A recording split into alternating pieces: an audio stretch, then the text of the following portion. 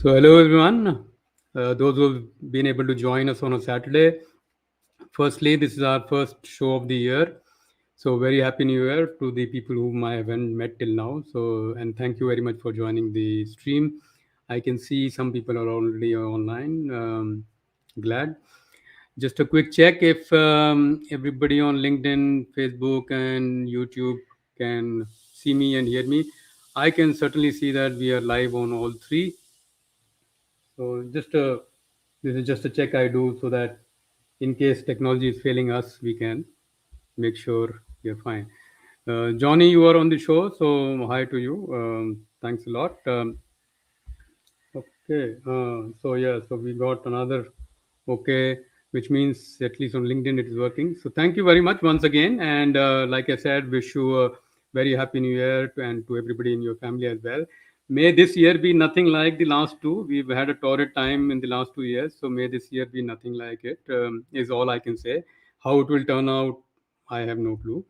But stay safe wherever you are. The pandemic is not over. Stay safe. Take care of yourself and your family. That's all we can say for now. And yeah, so today's show is a special one for me. I will be bringing to you a person who actually prompted and encouraged me at the start of my show, right? So there is a little bit of a Guru Dakshina session today. But the reason why I have her on the show is more because there is this lot of talk about future of work, and most of us don't realize what is this future work. Of course, definitions could vary. If you ask a scientist, future of work could be different. If you ask an astronaut, the future of work could be totally different. If you asked a CEO, future of work will be different. If you ask the poor guys who are running commercial properties, who are worried about who will book their properties next year, the future of work will be totally different. And if you were in the online space, like I'm using StreamYard today, yeah, the future of work could be totally different, right? But there is some commonality, some way of bringing all this together as to how work will actually happen as we go along. So that is the broad topic for today, and I have with me Dr. Shalini Lal, whom I'll bring into the stream in a minute. But just a quick introduction. She's a very, very accomplished, organizational thought leader, and helps leaders understand and prepare themselves for the future of work. She is, of course, an advisor and a very, very regular speaker on leadership teams, and of course, speaks to India's leading organization globally as well. Frequent contributor to Hindustan Times Mint, and Business World, Forbes India, and so on. She's recently founded a company called Uncube, which is an education and advisory firm around the future of work. So you can see that the future of work theme is almost constant in her work. Uh, Her own show is called The Future of Work, and I would strongly recommend that you check out that show as well. It's also like this one on mostly on LinkedIn, and all the archives are on YouTube. And she, of course, discusses the ideas about future of work and how all that is becoming central to what we do. Educationally, highly qualified, PhD in organizational science from UCLA, MBA from IIM Ahmedabad, um, and economics from St. Stephen's College. It doesn't get any better than this. Shanley has, of course, over 2 decades of experience working in both Indian and global organization in senior roles, mostly around organizational and HR practices or so. She's worked earlier with, of course, Scott's Group and Deutsche Bank, and is also an author. Uh, Many people in one person. Her book is The Secret Life of Organizations, published in 2019, specifically meant for the young professionals entering in the workplace. So, with that introduction, it is my honor to bring Shalini in the stream. Welcome, Shalini, and good morning and happy new year to you as well. Any opening comments for us? Hi, Anshuman. Firstly, thank you. Thank you for having me over. Delighted to be here on your show. I just love the fact that you've been doing this series on managing better, because so much of what I do is has so many implications for what managing better is going to look like from here on. So we've all worked with some ideas of what managing better are, and not all of those ideas are going to make it to the future. So I think this is a great place for us to discuss what changes and what stays the same. And lovely to be here on your show. Sure, sure. Um, so, like the format of the show, everybody in my audience at least knows, and I think the show, since I started watching your show, is loosely formatted on your style as well. So there is, like I said, there's a little bit of a, inspirational thing going on here. So, what we will do, of course, is that I have a series of questions, and we will, towards the middle of the show, around half an hour into the show, we will start taking questions from the audience as well. And those will be, of course, live questions. I will curate them for you, and we'll take it from there. Some questions often come on YouTube as well, so we'll be able to take them as well. I can see that a lot of people have joined on LinkedIn at least, and are wishing both of us good morning and happy New Year. So thank you everyone. I can't name out everyone, but some of them: Ashish, Ritesh, Johnny, of course, Manish, Anil. Thank you very much. Happy New So Year, everyone who is joining us. yeah, so the question broadly in mind is that, how do we actually define the future of work? What is this future of work? What are the key components, and why is it so relevant today? So I know many questions in one, but that's your space. So over to you. Thanks, Anshuman. So, just let me share that I started speaking about the future of work in 2017. And in 2017, this was still a very abstract kind of idea. So I would speak about how, technology is going to shift the way we need to work, and how, therefore, organizations, leadership, management, even organizational practices would need to change. And that was really the intent of, when I started off the future of work organization. Of course, it didn't quite enter the mainstream till COVID happened. And COVID has accelerated so many of the shifts that were anyway on the way. So at this point in time, when you speak about future of work, many people mean, something like, what are work arrangements? Are we going to work from office? Are we going to work from home? Is it going to be hybrid? And of course, all of that's very important and extremely topical. But in my understanding, actually, future of work is much, much bigger than that. It's really about how work will happen in the future, how organizations will get formed, how will they be designed, the kind of cultures that will create effective organizations, the kind of leadership styles that will be effective, and management practices that are going to be very different in the future from those that we've experienced. So future of work means, as you said in your opening statement, means something different for different people. But the way we work with future of work is a much, much broader and much more encompassing definition, which includes things from organizational design, leadership practices, management principles, and frankly, very fundamental organizational mindsets. And work arrangements are just one part of this. Yeah, that's an awesome overview, Shalini. And the reason I wanted to start with this question, of course, is that, many people would say that, future is, of course, is in the future. Why should we even bother? We will see when we get there, right? The Which is a contrarian view, saying that, none of us can influence it, none of us can change it, so we will manage when we get there, which is, we'll wing it. But obviously the stakes are so high in the in our careers and for organizations as well, that we can't any longer wing it, right? So that, of course, I'm sure all of us in this call are clear that, while none of us know the future, all of us have to invest in trying to understand the future. So which is where your work comes in, and that's why this show.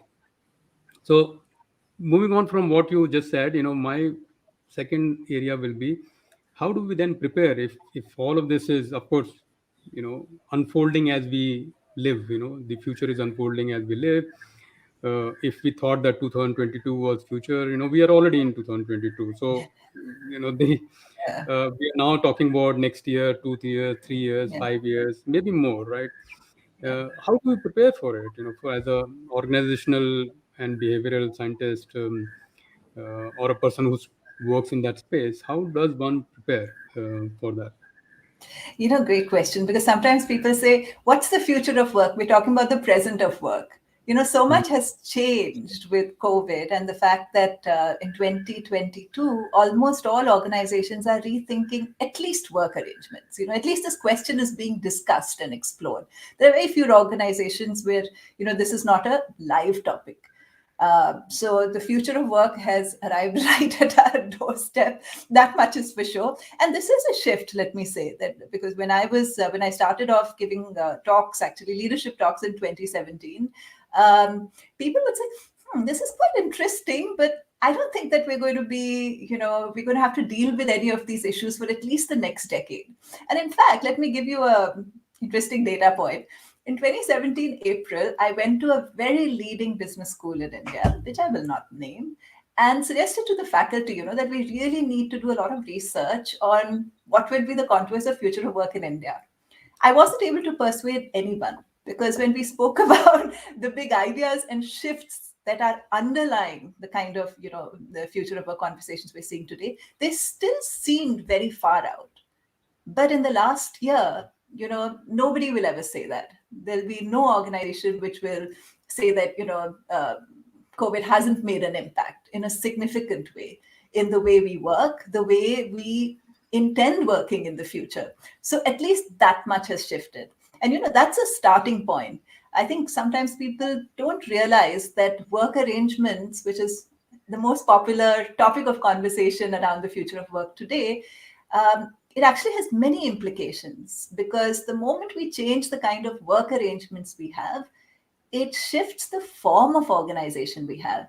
It shifts what happens in the workplace and what happens remotely. It shifts the kind of talent configurations you can have. So there's so much that's interconnected and linked with, something as simple as what are our work arrangements. And a lot of our ideas about organization are actually, they date back from, to be honest, 100 years back, Yeah. when in the course of the second industrial revolution, large scale manufacturing became possible. And many of our original ideas of management, and because that's an area that you focus on, right from how do we divide a task, division of labor, how will that take place, how will supervision training take place, basics of performance management, a lot of those very, very fundamental ideas of management date back to 100 years back, when the big problem which was facing organizations was, how do we manage scale efficiently? That was the central problem that they were trying to tackle. How do we manage scale efficiently? Because the second industrial revolution had now given the technology for scale. So it gave the technology for scale, but the management ideas that would allow that kind of scale to actually, have an organizational form emerged, alongside. And those ideas have been very central to the way organizations have functioned now for 100 years. But Yeah. tomorrow's organizations are not just about managing, scale efficiently, even though that's always going to be central and it's always going to be a key factor in organizational success. But it's also now going to be a lot around our ability to understand where the future is headed and respond to it, ideally by being ahead of the curve, and if not by being absolutely ahead of the curve, then at least being responsive enough so that you are still relevant. So the features that are going to create organizations of the future have far more elements of innovation, flexibility, agility, which are quite different from the Mm. central ideas of management and organization, which have been prevalent for 100 odd years. And with that come actually very significant shifts. So if in the very first, way of work, it was all about, division of labor is what you're going to do this, I'm going to do this. We're going to have a supervisor who's all knowing. By the way, the supervisor is all knowing, because the task is physical, right? And the Yeah. tasks were in fact studied, right? The whole movement behind scientific management, time motion studies, was all around observe a series of activities, come up with efficient ways to say, okay, this happens with person X, this happens with person Y, this happens with person Z, and stitch them together, right? That was the central idea. But today's work, is not about that at all.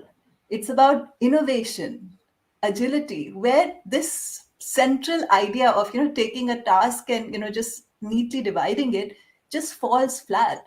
So from division of labor, we are moving to an era where teams become a central unit of work, and that's a pretty fundamental shift in the way organizations can get restructured, and many organizations already are moving in that direction, because along with that it also means very different leadership styles.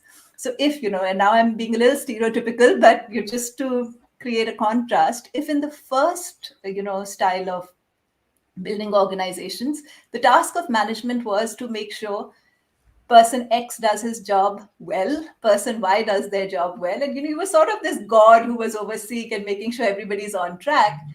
Now, the role of the manager is creating the conditions that will allow the team to discover solutions that are yet to emerge, because the work is, the work of the future is not something that can be observed, you know, by with a stopwatch, for instance, right? Correct. It has to be discovered, and that discovery process is a team process. So it requires absolutely different ways of management, far more collaborative styles of leadership than were needed in the past, where a manager could simply be directive. So there's some very big shifts, which have to do with the way organizations get designed, leadership management practices that are pretty interconnected with these two very distinct, needs of organizations. Oh, really well said. I'm glad, Shalini, that you brought in the, and like a true PhD, you brought in the 100-year perspective. So the we can often blame, Taylor, Frederick Winslow Taylor, or F.W. Taylor, who created the division of labor concept. But that was relevant at that point in Yeah, time, where manual labor was important, where people were working in steel mills and other similar yeah, setups, and there was certain number of tasks that were to be done during the day. There was no major thinking, no cognitive yeah, abilities required beyond a point, and you yeah, had so much to do. You do that and you go home, right? But over the last 100 years, progressively things have changed. And about 25 years ago, this offshoring thing became yeah, important. So work was no longer being performed where it was originating, which was, I think, the previous big shift. In my view, if I divide the last 100 years, I think the previous big shift before this was work not being performed where it was originating. If you see 25, 30, 40 years ago, 50 years ago, that history, work was being performed where it was originating. So if you were going to a bank to open an account, it was actually being opened in that bank itself, right? For 25 years, that's not been the case. And that has led to a new industry, completely new setup, ways of working. In these last 2, 3 years, and it's not 2, 3 years, it's actually more than that, but 2, 3 years have accelerated, like you said, COVID has accelerated many patterns or trends. This is one of them. So yeah, so I'm glad that you brought that 100-year kind of perspective. And so moving on, the components are understood in the sense that how future work will unfold. There will be many components, some of them you outlined, that, it's not about the work arrangements, work from home or no work from home. It is about the mindsets required. And I often tell people as well in my other shows as well, that look, the and at work as well, like it's all very fancy to say that I want to work from home, but currently, there is a very major undercurrent in most organizational, groups, that working from home on a long-term basis could result in out of sight, out of mind. What will happen when people who are left behind in their careers because they chose to work from home will be a huge price and debate, which we will realize 3 to 5 years from now. We don't know now. We are all fascinated by work from home because it gives us the flexibility and the, to most of us. I don't enjoy it, but to most of us. But the price to pay could be unknown today. So anything on this, and particularly the psychological fallout of continued work from home, and inability to co-locate with colleagues, Anything on this in your research or in your work that you have seen? Sure, and you're right that the answers aren't so simple. Actually, it isn't as simple a question. In fact, you can almost predict what's going to happen. And let me say, you spoke about the fact that, is there a danger of out of sight, out of mind? The reality is that research shows that's true. That's true. In one of the largest experimental studies on what happens when, people work from home, and we did a whole show just on this one experimental study because it has so many lessons for us. One of the things that was found was that if you matched for productivity, those who worked consistently from home lost out on promotions and mentoring opportunities. So it's not an unjustified fear. It's a real, it's what's likely to happen unless an organization prepares, understands that this is the natural fallout and they want to do something about it because they have chosen to have flexible arrangements and they do not want some of these uh, natural fallouts to actually take place. And if we take another example, like for instance, say about 10 years ago, and I'm going to take a women's example. When women went on maternity leave, for instance, they often didn't get good performance ratings that year. And the reason would be, oh, but she wasn't there for 6 months, so it's a very justified outcome that she's not going to get good performance ratings. Very often they were looked over for promotion opportunities because they weren't there for 6 months. But many organizations, and particularly the progressive ones, then decided that that wasn't the outcome that they were looking for, and therefore they have made a conscious choice that they will not penalize women who have gone on maternity leave and look at their body of work and use that, like if they were in office for 6 months, use that 6 months when they actually were working to decide what their performance rating is going to be. So that's an example of one outcome that just happened because of lack of conscious thought around, and then organizations course correcting and saying, no, that's not what we want. We want to make it a more fair assessment, and therefore they made a conscious shift. So the first thing that you said, what happens when people are working remotely? Do they lose out on mentoring opportunities? Do they lose out on promotions? Do they lose out on performance ratings? It is a very legitimate concern, and any organization which wishes to have flexible arrangements should ideally think through the implications of this and think through what is it that they would like to do in those circumstances. Because otherwise, without that kind of conversation or that thoughtfulness, people who work remotely consistently will have a harder time progressing in the organization. So that's one part of it. The other part is what you said, and this is, there are 2, 3 outcomes that are consistently appearing. So one is social isolation, which is the reality that for many, many people, working from home can be quite an isolating experience. Humans are, at the end of the day, social animals. We like to go and meet others. We like to have conversations in the day. So, in fact, one of the largest research studies we did, where we interviewed over 400 people to understand, what was your experience. A lot of people spoke about they missed the cafeteria more than anything else. They missed the cafeteria, they missed the coffee conversations, they missed, and the kind of statements you got were, we would feel refreshed just by that opportunity. We would forget our problems. And, that being in a different space where they could, just have fun informally, people do miss that. Having said that, a very large majority, despite missing that, don't necessarily want to go back to the traditional work arrangements that most organizations followed pre-COVID. So that's another thing.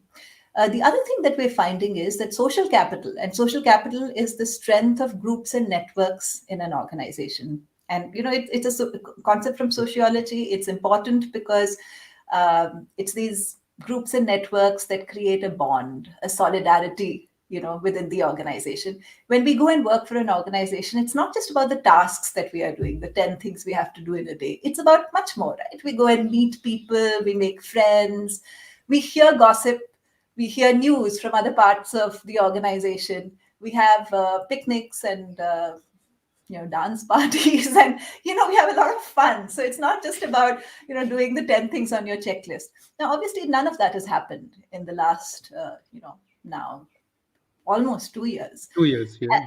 Almost 2 years. And for many, many organizations, in our own research, we're finding that means there are implications on the organizational fabric. So social capital has dropped, and it's dropped in different ways for different parts of the organization. So, like those who joined completely remotely and have never had an opportunity to, work in person and have never met a single person and have never visited an office, for instance, we find that many of them have very weak mental maps of the organization. So the only understanding they have of the organization is whatever they were told at the time of onboarding. And we all know time of onboarding, there's so much going on. It's not like you can remember. If you were told 100 things, you'll probably remember like five, realistically, or maybe 10. Most of it you're not going to remember. But that was the only, mental map that got created. And, we are finding in our research that the mental map of the organization is now missing. We're also finding that, particularly for those who have only worked remotely and have never, worked in office, the bridges across teams are much weaker. So if you ask the question, who do you know who's outside your work group? If you ask anyone who's working in a regular office, they can give you a long list. Okay, I know so and so from this department, so and so from that department. Maybe he's my neighbor, or we carpool, or maybe we did whatever together. We created a rangoli together sometime, or maybe we did this project together, right? So there's so many things which you have done with people who are not in your immediate work group. But what we're finding is these bridges between work groups have weakened in many cases. Yeah. And actually, they weakened across. But for those who've joined completely remotely, they never developed. Because, let's face the fact that the remote transition was the most abrupt transition, right? If Correct. any organization were to have been planning ahead and said, okay, we're going to start working fully remotely, they would have probably kept like at least 18 months for that transition to happen. You would have done pilots, you would have figured out what management style works, so you would have done a lot of experimentation.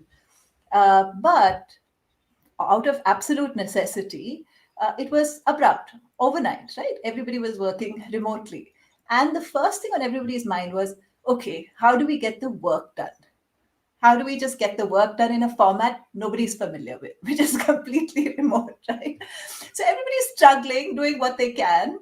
And to everybody's surprise, work happens. And things didn't just collapse the way I think a lot of people were concerned right at the start. So this part happened, work happened, but not much else happened. Yeah. That's the cost. So even in the work arrangement conversation, right, what should the future workplace look like? There are many important decisions that need to be made. Because on the one hand, there is this reality that employee expectations have shifted.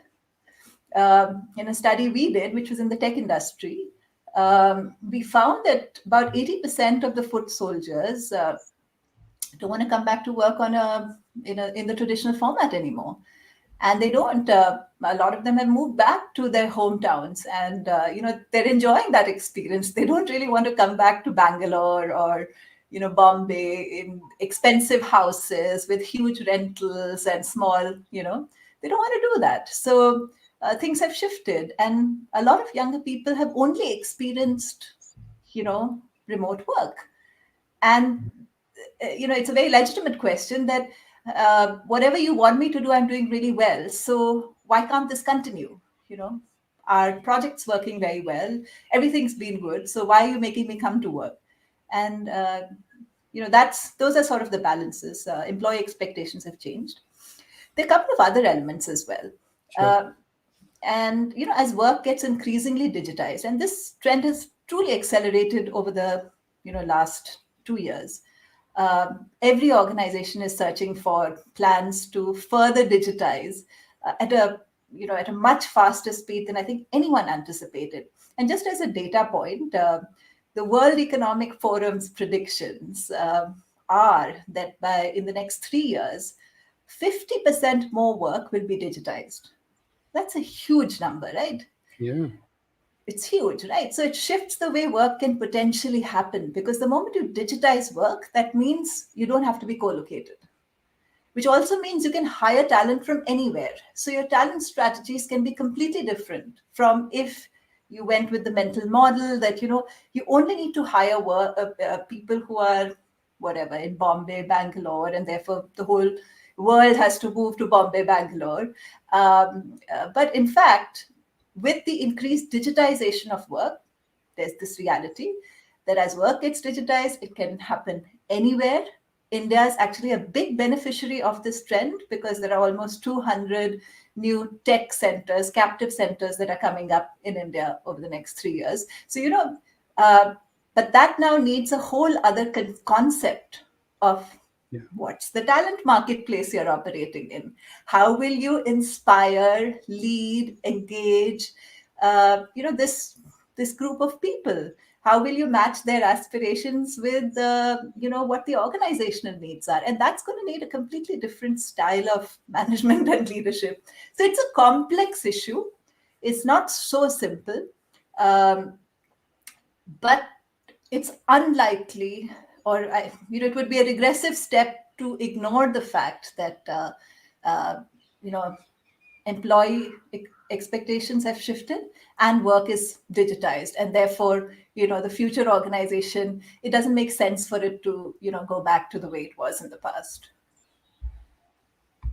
Yeah. So, I mean, I think as you were speaking, Shanli, the import I had also is that while we totally don't understand the nature of this future of work, what we do understand is that there are components that are working well. There are components that Yeah, need attention, particularly the psychological aspects of, while a lot of people are overjoyed about this work from home, there is a long term, not even long term, medium term cost to pay, particularly for new people. I often yeah, say to people that our generation, or maybe a few years younger as well, was able to perform well during this work from home, and which is still continuing because we had 25 years of prior work from office yeah, emotional capital built in.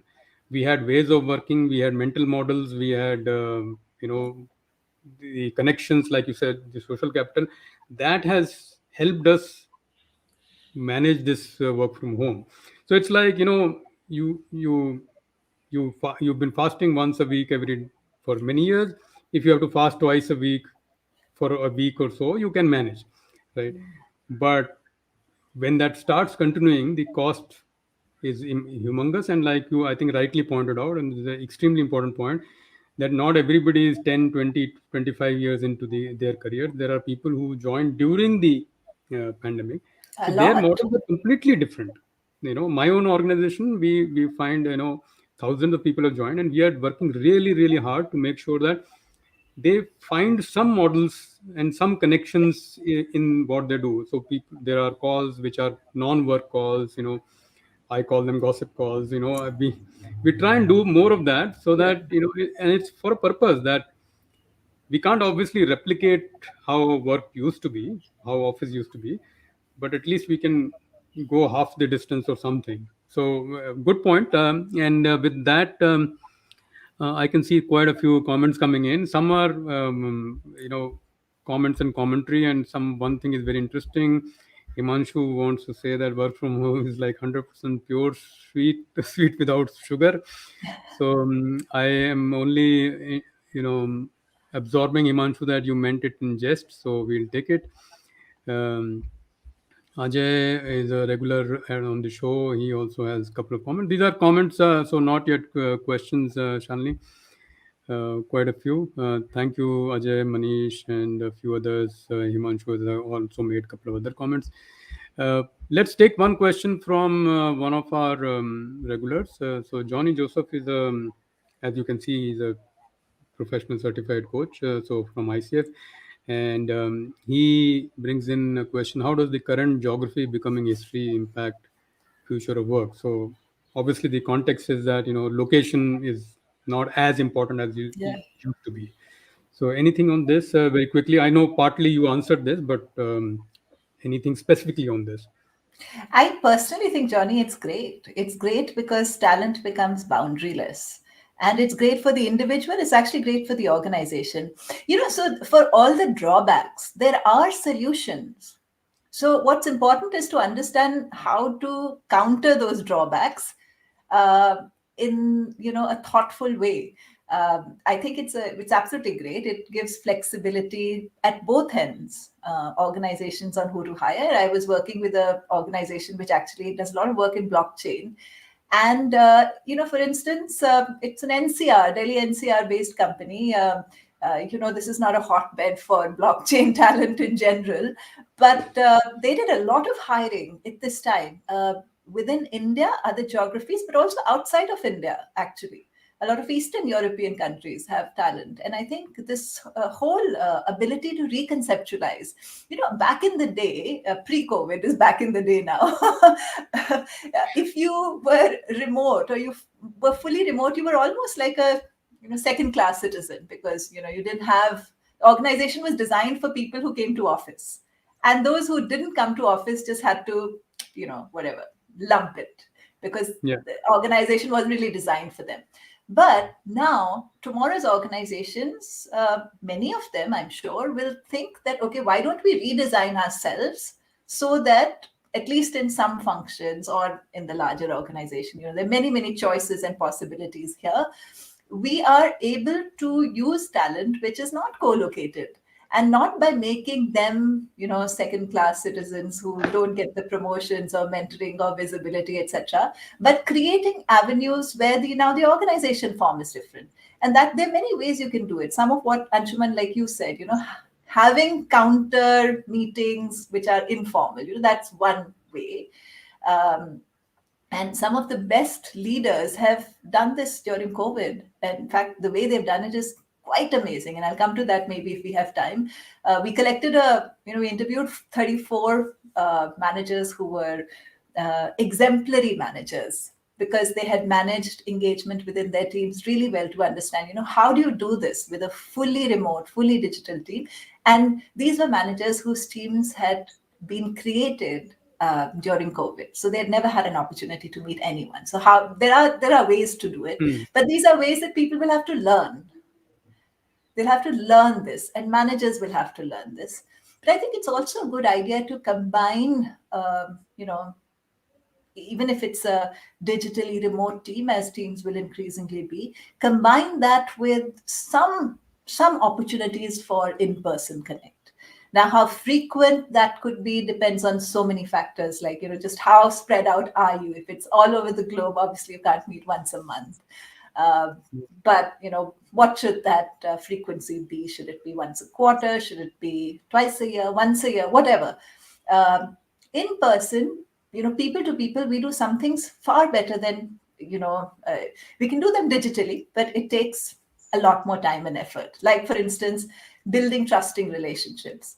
Particularly in India, I think we are very social. So if we spend even one day with each other, by the end of the day, everybody knows, okay, this is what's happening in so and so's family. That's what's happening. And you get to know so much just because as Indians, we talk a lot. We talk a lot, and we share a lot. We don't have the same idea of which in many Western, part of the Yeah. world, the clearer boundaries of what you speak and what you don't speak. So in India, the bonding happens quite quickly, very quickly.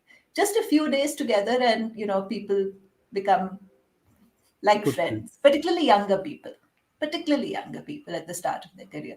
So some combination where you can actually build trusting relationships. You'll have to think about how to build in between bridges between work teams.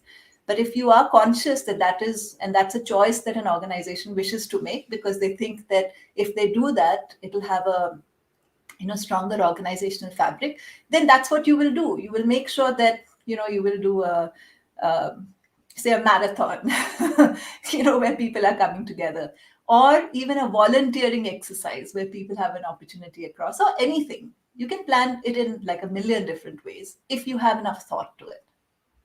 Yeah. No, totally. I think well aligned. And you know, as I see, some questions are actually around this theme. So I'm trying to pick some questions for you. Ram has asked a question, which Ram, we will take this question a little later. I think similar one. Partly it was answered. Tarun's question as well. Any insight about how what should be done to counter the bridge? Uh, during work from home. So Shalini did speak about it. Interesting question from Vikram. Vikram Bhadwar runs Singrity, which is one of the leading training and education firms based out of NCR. Um, um, his question is more around, I think, I would say hiring. How do you think hiring will change in this new way of working? I mean, by new, obviously, we are already in the new, but even Yeah. going further. So, Yeah. any comments Yeah. on this? Vikram, I mean, of course, the flexibility part I've already covered. So, that part is there. Um, to be honest, I haven't given a lot of thought of how hiring per se will change. There are a lot of technologies which are now coming in handy for remote hiring, and so many have been experimented with over the last, so much hiring. Thousands and thousands of people have, been hired through the pandemic in Indian organizations. Beyond that, unfortunately, I haven't really given much thought to how hiring itself very specifically will change. So, Tech-based hiring and flexible boundaries being less important, geography boundaries being less important. so Vikram, I can take a stab. Since you asked a question, I won't let you go uh, without something. So there are trends already and you being in this space, you might be aware already that there are, and I normally don't name brands for obvious reasons, but this is a good reference. So Hirect for example, is a uh, job portal, or you can say it's more an app than a portal, where prospective, particularly, and this is primarily for young, up to 10 years kind of experience people, to get in touch directly with the startup ecosystem owners, so startup founders and the likes, the leadership team. The app does put people directly in touch with, and which is a completely wall breaking kind of a setup. Where do you think, if you are applying for a company, you will be in touch with the CEO or the leadership team? Never, right? But because the startup ecosystem has already broken several walls, the people who are starting up are people like us, and also they are accessible. So why can't the people who are seeking the jobs can be the same? So Hirect does that already, and there are many other similar uh, experiments being run, which could help. I also think, I've read about this, that the social media itself is playing a strong role. So platforms like LinkedIn themselves are playing a strong role in hiring. There are lots of people who are getting hired directly off LinkedIn. Of course, don't get ideas. You and I are not in that group, but the younger lot definitely can. And there are other portals which showcase your skills and allow you to showcase your skills. So yes, like Shalini said, You we know, are I'm going to already. add, I'm going to add one study because it was just so interesting. And this is what happens when robots do the hiring. So we did a couple of episodes in our Future of Work show, which were just on, what the robotic human interaction is all going to be, and what's it like to have robots on your team. So some of this connects back there. So there was research on what happens when you have your first, the first interview set of interviews is done by digitally or robotically. Yeah. And what was interesting was that a lot of applicants enjoyed that more than interacting with a human being. There was this, I would say, counterintuitive kind of outcome. Yeah. And I guess it's because if you are designing, be it a robot, which is obviously a shape, but when it's remotely, it'll be whatever, an interface. The interface will probably be much more pleasant, even if you're the 1,000th person whom they are interviewing, than a human being is likely to be. And the other thing they found was that they were more accurate. And they were more accurate because obviously human biases enter technology as well, and that's something to be extremely cognizant of. But if it's well designed, it does a better job than your first level interviewer in general, because this is a secret which many of us know, that the first level interviewers are typically not trained interviewers. They're Mm. pretty junior in the hierarchy, and they're just doing like a checklist of, do you meet the broad specs of the category. So this is just a very interesting data point, that probably in the future this is going to become more and more common, at least for the first set of interviews. And it may not be a bad experience, if it's designed a certain way. It may be a good experience for the applicant, and a more credible outcome even for the organization. No, I think if you hadn't told me, Shalini, I would have never guessed that the outcome of the research would be totally this counterintuitive one. And come to think of it, it actually makes sense because the robot in this case, and I'm trying to imagine how the setup would be, will be able to learn from itself. A, it Yeah, is more repetitive, so it can do the same thing at the thousandth interview as well. yeah, And B, it can learn from the multiple, which where humans have not shown the same tendency to learn, particularly when under pressure or time pressure. yeah, So yeah, totally makes sense. Particularly the screening interviews could yeah. be more unbiased if it was this thing. We'll move on to some more questions so that we can squeeze as many as we can. So let your questions keep coming. What we will do, of course, Shanli, you and I, and if you can find the time, some of these questions which might remain unanswered on our on LinkedIn or YouTube, you could actually take a look at them later. I Sure. will certainly do what I can based on what I know. Uh, Mukul Saxena is another very experienced learning and development professional based out of Delhi, uh, vastly experienced. His question, of course, is I think we have more or less proven that work will continue to happen even remotely. How do you see growth being coached and manifested? So, Yeah, I think, Mukul, this is a good one. This is a good one. See, there are a couple of places where in person interactions are actually more effective. And one of them is learning by observation, which is where, people who've worked only remotely, and Anshuman made that point, right? That um, people who've worked maybe a couple of decades in the way the workplace used to be, have an advantage, that we had the opportunity to observe skills in action. And there are many such skills in action, right? Like the entire gamut of leadership. We were able to observe it because we were there. And we saw how our manager or our leader, in the same physical space, dealt with an uncomfortable situation, or was could be the opposite, was extremely encouraging, or how he or she created, engagement. So we were able to pick up many of this just by observation, just by being there, without putting any effort, so to say, into the process. This is also true of many other skills, like, for instance, how do you manage a client? How do you keep that engagement active? How do you do a sales call? How do you convert a sale? So there are a lot of these very critical and important complex set of skills. It's not just one thing, right? If you're a good salesperson, or you're a good leader, or you're a good client handling person, you're doing many things correctly. And this old practice of just shadowing someone, which meant what? You just accompanied them and watched what they were doing. It worked because humans are so good at imitating and picking up things that they don't know what they are picking up, actually, but you are picking up a lot. Now, that's something that is very hard to do remotely, because I can tell you what I did, but I that's not can't the teach. same. Yeah. That's not the same. I can tell you, do this, do that, but that's a very different, it's a much weaker form than had you actually seen me in action. If you see me in action, you will pick up 100 things. So I think as growth is being coached and mentored, it'll be a smart move for organizations to identify which pieces, they want to really focus on for, observational learning.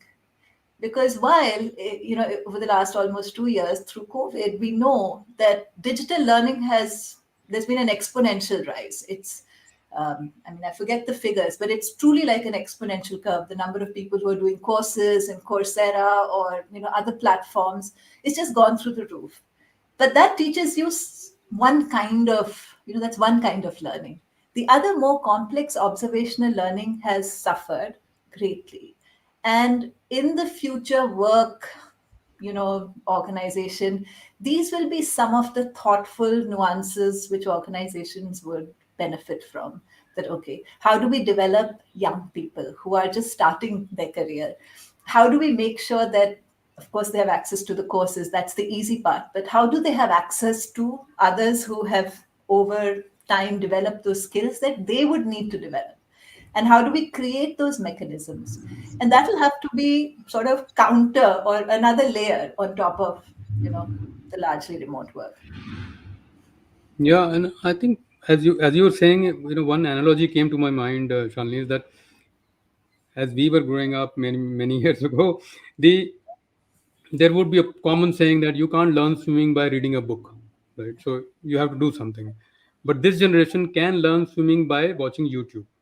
Right? So there is already a shift that has happened within our lifespans. And from an organizational point of view, a 20, 30, 50 year is not a very large time span from an Yeah, organizational history point of view. But from not being able to learn swimming from reading a book to be able to actually learn swimming from YouTube or other skills, I'm just giving swimming as an example, yeah, is actually a shift. So there is, while the problems emerge, solutions also yeah, are emerging, right? We just have to be more yeah, open-minded, or keep our eyes open yeah, and look at those solutions, that these solutions are there, or yeah, part solutions are there, may not be fully. Of course, nobody is going to win an Olympic medal watching YouTube videos and learning swimming, but one can learn not to drown, let's say, right? So that much we can do. Same applies to much of this learning that you mentioned, that particularly the younger lot will do well to do that. And there was one question, and I brought in this analogy also to answer a couple of questions from Manish and Ram, where they wanted to know how we learn.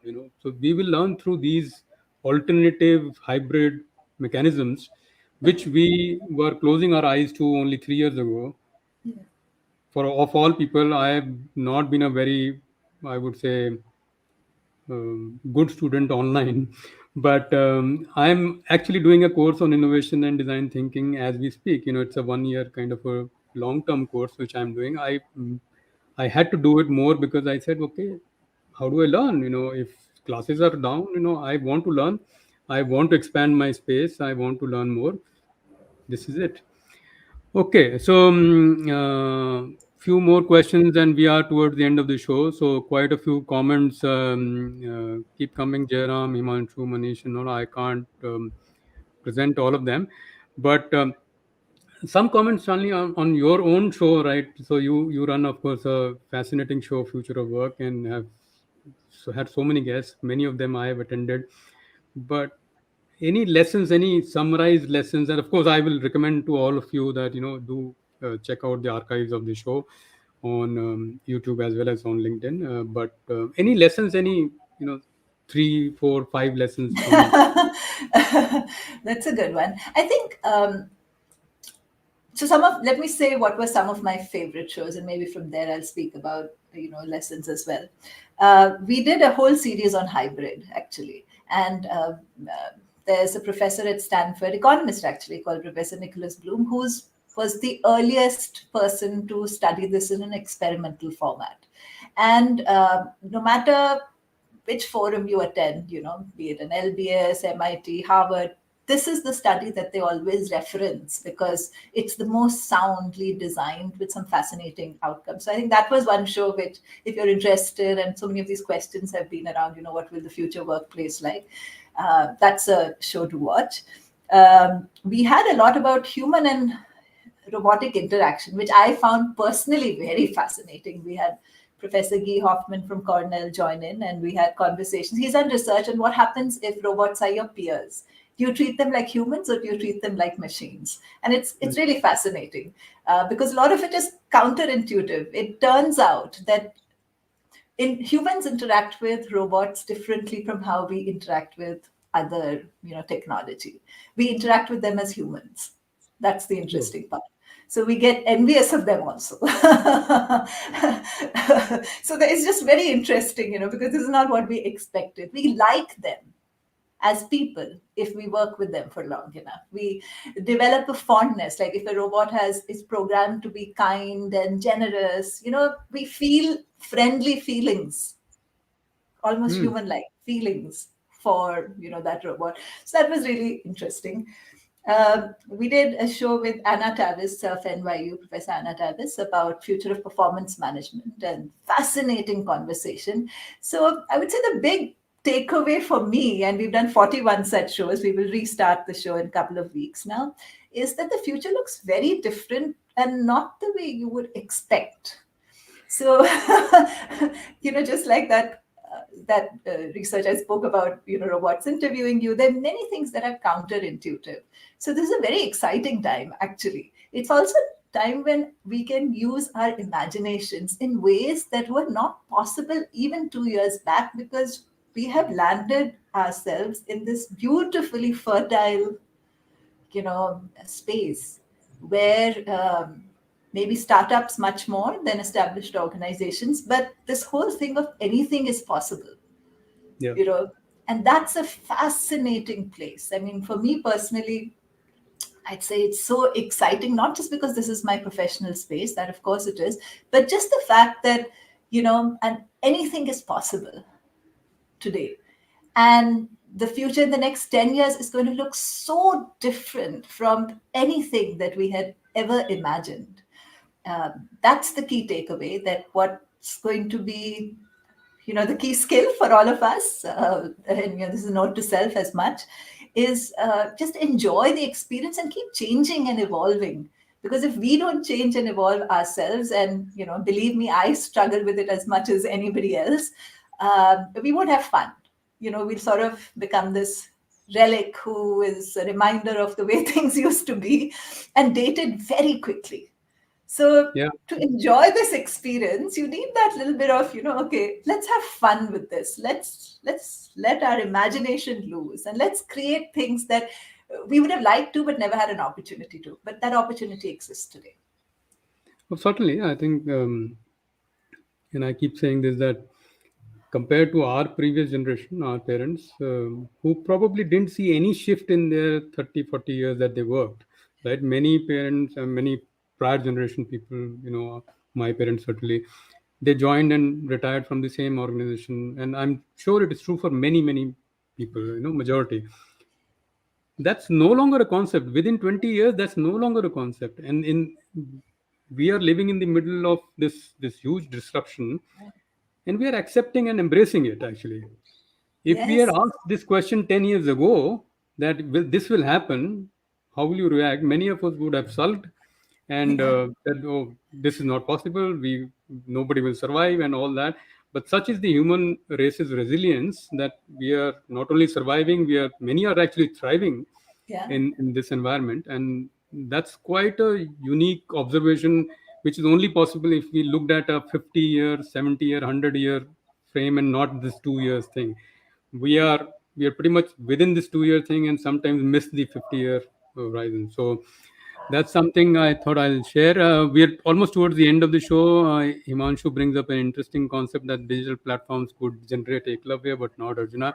But Himanshu, who's to say that eklavyas are not as required today? Maybe more than Arjuna. So the models have changed. So if you can only become an eklavya, so be it. As long as nobody takes calls for your thumb, it should be okay. So quite a few comments, but I have one last one, and then we will possibly end the show. Maybe I'll mix two. So you of course teach quite a lot. So if somebody has to attend your class, what do they do? And second question, what are you reading right now? And Yeah, well, I'm pretty active on LinkedIn. So if you want to reach me, I think LinkedIn is the best place. Send me a message and I will respond. A lot of my work is in the public domain, so Future of Work Show, and it's featured on my LinkedIn profile. I also have a newsletter, so if you want to stay in touch with our ideas, just go to my LinkedIn page and connect with me. I think that's the easiest sure. way. What am I reading? I love this book called Big Magic by Liz Gilbert. So I've just Hmm. finished that, and it's a beautiful book. It's about creativity and how creative work happens. So fascinating. That's a book I would recommend. There are a lot of course, a lot of books I could also recommend. I'm very fascinated by the way the brain works, the way ideas work. So there is a book called Brain, the Story of You, which is good. I think all of Adam Grant's work is excellent. So you can pretty much pick any book you like. Personal favorite is Give and Take because I learned personally a lot from that book. And there's a favorite which has nothing to do with work, but everything to do with life. Old Path, White Clouds. That's a Hmm. book that I just love. So that's my So list. no, I would love to share my list as well, but some other day. I think we have taken the full hour that we had blocked with you, Shalini. So thank you very much. To my audience, I can see that quite a lot of questions are still there, but don't worry. Particularly if they are on LinkedIn and YouTube, we will come online and answer. Like Shalini mentioned, she is very active on LinkedIn, so feel free to follow her and watch her show. And of course, if you are watching my show, the place, of course, you already know LinkedIn and YouTube. Do take the time to subscribe if you want to get alerts and also the access to archives. So with that, I'll bring the show to a wrap. Thank you very much, Dr. Shanley, and it's this was meant to be an interview, but ended up being a conversation. So apologies if it ended up like that. But I thoroughly enjoyed, and there is very few opportunities where you know you are constructing the conversation as you go along, and that's the beauty of this. That our spaces, your space of future work, my of manage better, actually in a Venn diagram do overlap, right? So that it was fascinating that we could get together, and I hope the audience enjoyed. So once again, thank you very much, and to those who were able to join, thanks a lot. The show, of course, as always, will remain on YouTube and LinkedIn, and today on Facebook as well. So you can watch if you haven't done live, and if you're listening to this later, please feel free to share. I do post a smaller edited version of this only on as a podcast, because an hour is sometimes too long on a audio mode. So I do post one which will be available in a few days time. So with that, one quick announcement: the next show is 2 weeks from now, which is the quality series. So those who are interested in the quality profession, which is my profession, we will be doing this show with Kimpro, and that will be on 29th, which is last Saturday of the month, same time, Saturday, 11 a.m. So with that, thank you very much, and it's a wrap. Bye bye. Thank Thank you. you very Thank much. you, Anshuman. Thank you. Thanks.